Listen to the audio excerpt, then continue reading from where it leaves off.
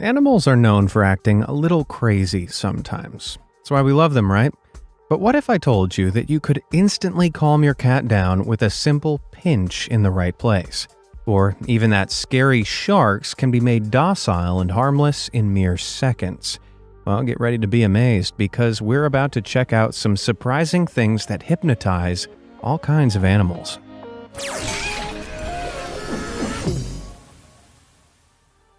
Hypno hen. Everyone's always asking why the chicken crossed the road. But how do you stop it from crossing the road in the first place? Well, you draw a line in front of its beak, obviously. Take a look. And draw a line.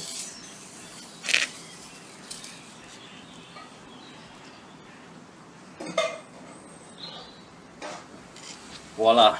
Hypnotized chicken. By holding a chicken down by the head and drawing a straight line in front of it, bam! You can get any chicken to completely freeze up for half an hour. What? Well, it's not magic. Researchers call the phenomenon tonic immobility, and it's apparently a fear response to being restrained. Essentially, when you grab a chicken like this, it innately senses that it's in danger, so it seizes up and fakes its own death. Right. This sounds like a pretty terrible defense mechanism, but it actually makes sense.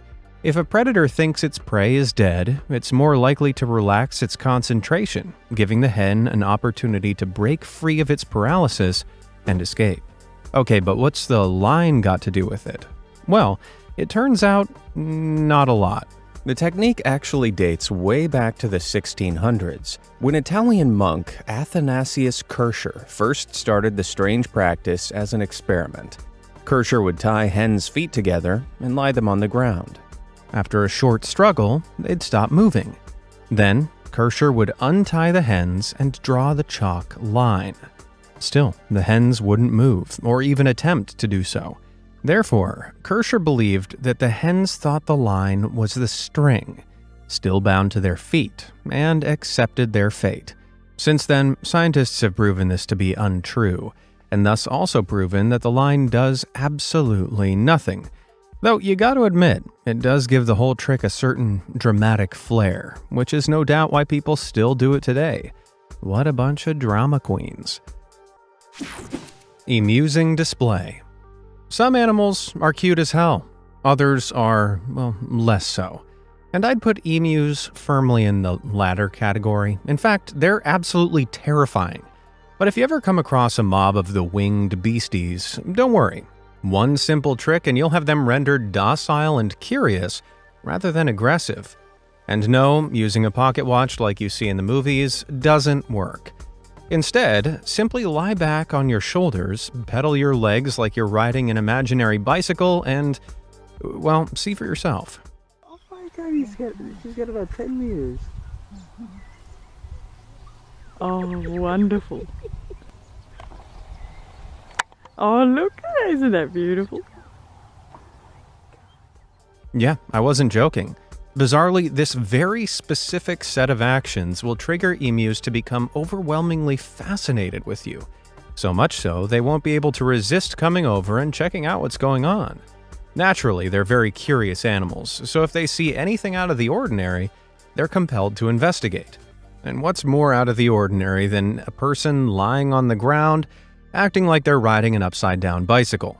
We're not sure why this exact technique was settled on, but supposedly it's an old Aboriginal trick used to lure in emus and catch them. The lanky birds can run up to a startling 30 miles per hour, so Aboriginals had to get creative about ensnaring them. I guess curiosity killed the, emu. But curiosity is significantly healthier for us humans, so go ahead and hit those like and subscribe buttons. That way, I'll be able to satiate your thirst for knowledge no matter what you're curious about. All done? Okay, where were we? Hypno hopper. You might be familiar with Futurama's Hypnotoad. But I bet you never thought it had any basis in reality. Well, it does. Well, sorta, anyway. Unlike the Hypnotoad, real toads can't hypnotize people, but they can be hypnotized. And you can do it with the very device you're holding in your hands. Just bring up a video of a spiral, whack it in front of them, and there you have it. One hypnotized toady.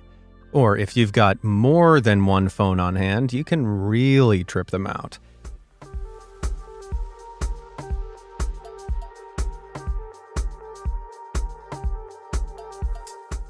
Oh, the joys of TikTok. Spinning spirals are a common trope of hypnotism, but there's no real evidence to suggest that they should work on anything. So we're not sure why they work so well on toads. Perhaps they're stunned into submission by the sensory overload. I mean, if I was suddenly surrounded by huge, bright, spinning spirals, I'd probably be a little off whack too.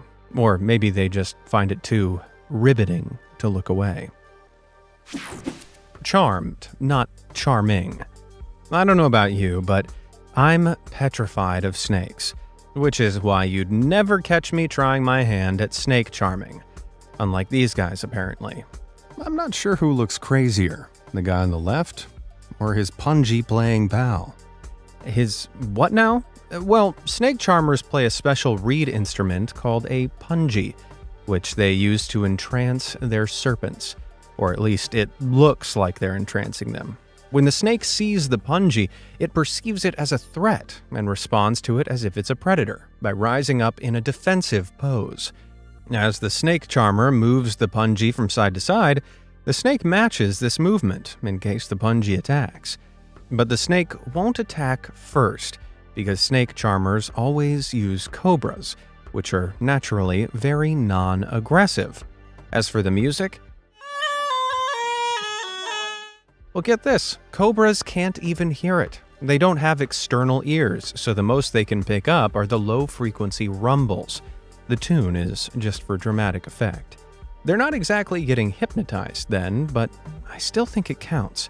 I mean, the snakes can't help but respond to the punji. Even if it's not quite hypnotism, though, it's definitely hypnotism. Shook up sharks. If the idea of getting up close and personal with a cobra freaks you out, then maybe you should close your eyes for a bit, because it's about to get a whole lot freakier. Remember how the chicken from earlier was put into a state of tonic immobility?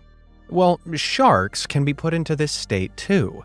However, not with the same technique. You've actually got to turn them upside down. Yep, that's a real photo.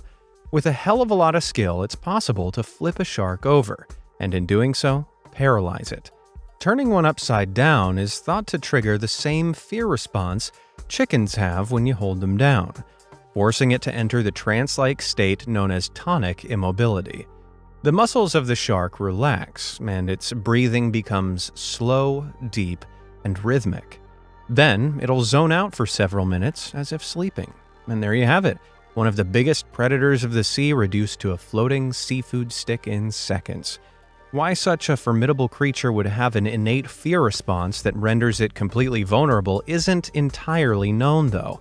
For this reason, some scientists disagree with the theory entirely, and instead reckon it's something to do with their mating rituals. Whatever the reason, researchers practice the technique frequently when studying the big fish. It only works with specific species of shark, though, like reef sharks.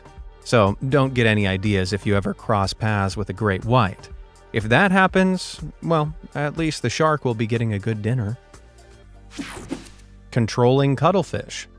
So far, we've only looked at animals being subjected to hypnotism, but one creature can actually perform it too.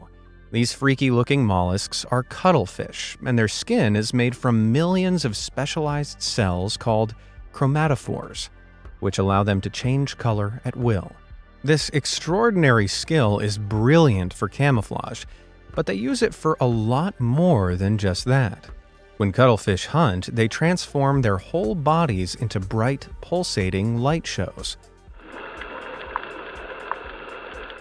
Whoa. This hypnotic display grabs the attention of any shrimp, crab, or small fish that's around and lures them closer to the cuttlefish. Then it's time to strike. In a split second, the cuttlefish shoots its tentacles forward, grabs hold of its hypnotized prey, and pulls them in for the kill. Jeez. Once that light show's got you, you can't scuttle.